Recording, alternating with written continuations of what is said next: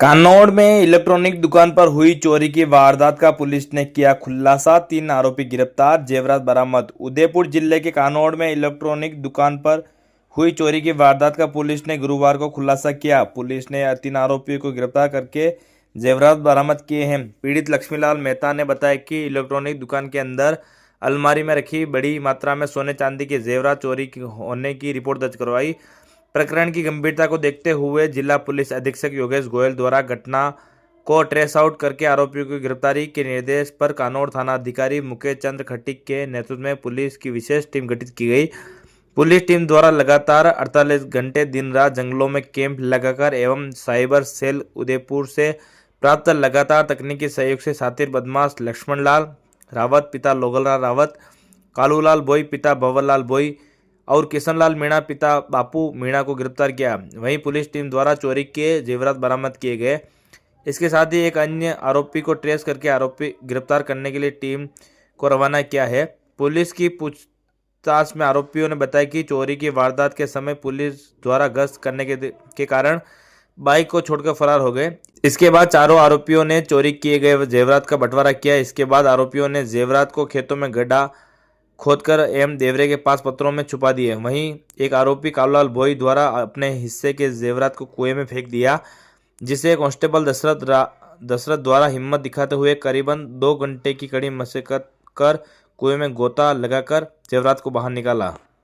देखिए 16 तारीख को लक्ष्मीलाल मेहता जो कानौड़ कस्बे में एक इलेक्ट्रिकल शॉप करते हैं, इलेक्ट्रिकल शॉप के साथ साथ वो मनी प्लेज का काम भी करते हैं, जिसमें वो ब्याज पर आसपास के ग्रामवासियों को उनकी ज्वेलरी गिरवी रखकर उनकी आवश्यकता अनुसार पैसा उन्हें उपलब्ध कराते थे। इसी क्रम में उनके पास बड़ी मात्रा में चांदी और अन्य सोने चांदी के जेवरात गिरवी जो रखे हुए थे, वे दिनांक 16 की रात्रि को कुछ ही अज्ञात बदमाशों द्वारा शटर को तोड़कर उठाकर चोरी कर ले गए। उक्त सूचना पर थाने पर प्रकरण पंजीबद्ध किया गया। घटना इस रूप में संवेदनशील थी कि भरे कस्बे के अंदर नकबजनी हुई और नकबजनी के अंदर प्रारंभिक रूप से जो कंप्लेनेंट ने रिपोर्ट दी उसमें लगभग 100 से 125 किलो चांदी और 20 तोला सोना चोरी होना बताया। तुरंत मौके पर हमारे उच्च अधिकारी पहुँचे और पहुँचने के बाद पश्चात इसमें टीम गठित की गई। टीम गठित करने के उपरांत हमारे थानाधिकारी कानौड़, थानाधिकारी भिंडर और वृत्ताधिकारी वल्लभनगर और एडिशनल एसपी खैरवाड़ा द्वारा आसपास के समस्त क्षेत्रों के सीसीटीवी फुटेज चेक किए गए। सीसीटीवी फुटेज के अंदर 4 लोग नकबजनी की घटना के पश्चात कुछ सामग्री लेकर के भागते नजर आए।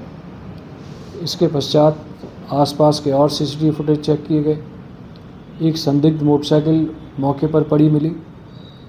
उस संदिग्ध मोटरसाइकिल के बारे में जानकारी की गई तो मोटरसाइकिल कानौड़ कस्बे से ही कुछ दिन पूर्व चोरी हुई थी।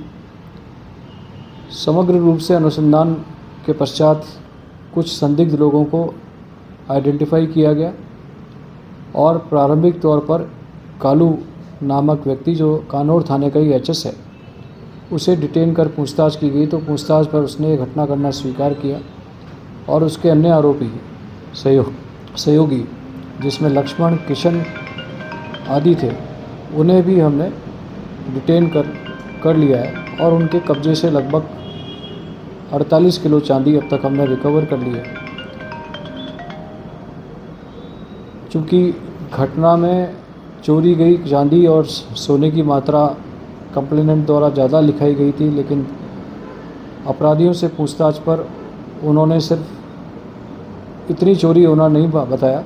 इस पर परिवादी से पूछताछ की गई तो परिवादी ने थाने पर लिखित में रिपोर्ट दी कि शेष जो चांदी थी, लगभग 100 किलो के आसपास चांदी थी, वो चांदी उसे अपने परिसर में ही वापस मिल गई है और इस प्रकार जो सोना उसका चोरी गया था वह सोना भी उसको अपने परिसर में ही वापस मिल गया है। अभी तीनों आरोपियों से हम पूछताछ कर रहे हैं। लगभग 48 किलो चांदी इसमें रिकवर हो चुकी है। और कितनी चांदी चोरी हुई है, चौथा आरोपी अभी इसमें फरार है। इस संदर्भ में लगातार पूछताछ की जा रही है और हमारी टीम लगातार इसमें पूछताछ करके शेष जो आरोपी हैं प्लस जो शेष माल चोरी हुआ है उसको भी शीघ्र रिकवर कर लेंगे। सर, इसमें नकद राशि भी कुछ थी, वही बरामद हुई क्या? देखिए, प्रारंभिक पूछताछ में तो चोरी सिर्फ नकद जो चोरी गया जो माल है उसमें लगभग 100-150 किलो चांदी और 20 तोला सोना ही उन्होंने बताया था। अभी तक की जानकारी अनुसार किसी भी प्रकार की कैश या नकद सामग्री हमें बरामद नहीं हुई है। पहले भी कुछ घटनाएं इन्होंने की हो सकती बड़ी बात है। देखिए, कालू तो उस थाने का एचएस है। जो प्रारंभिक जानकारी लगी वो यह थी कि कालू उसी दुकान के सामने ज़्यादातर बैठा करता था और उस दुकान पर जो भी ग्रामीण थे आसपास के वो अपनी आवश्यकता अनुसार अपने गहने उसी के यहाँ गिरवी रख कर के पैसा ले जाया करता था।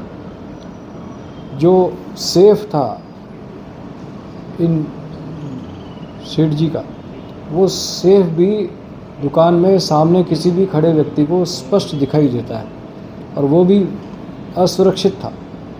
तो सामने किसी भी व्यक्ति के सामने आप इतनी बड़ी संख्या में जेवरात रोज़ रखते हैं तो वो निश्चित रूप से चोरों और बदमाशों की निगाह में आता है। इसमें भी यही हुआ। कालू उनकी दुकान के सामने ज़्यादातर गतिविधियां करता था या उसकी उठ बैठ ज़्यादातर वहीं थी। तो उसने इस दुकान को टारगेट बनाया और अपने साथियों के साथ मिलकर के ये योजना बनाई और योजना बना करके इस शटर को लिफ्ट करके ये वारदात को अंजाम दिया। यहाँ मैं पुनः आपके माध्यम से कहना चाहता हूँ कि इतनी बड़ी संख्या के अंदर मेहता साहब ने अपनी दुकान के अंदर ज्वेलरी रख रखी थी। उस दुकान में किसी प्रकार का कोई सीसीटीवी फुटेज नहीं था। उनका सेफ निहायत ही असुरक्षित था। तो पुनः निवेदन करते हैं लोगों से कि अपनी दुकानों के ऊपर आवश्यकता अनुसार कैमरे आवश्यक रूप से लगाएं। सुरक्षा के अन्य कई माध्यम हैं उनको अपनाएं और अनावश्यक रूप से ज्वेलरी और अन्य कैश सामग्री बैंक में रखें बजाय इसके कि अपने प्रतिष्ठान में।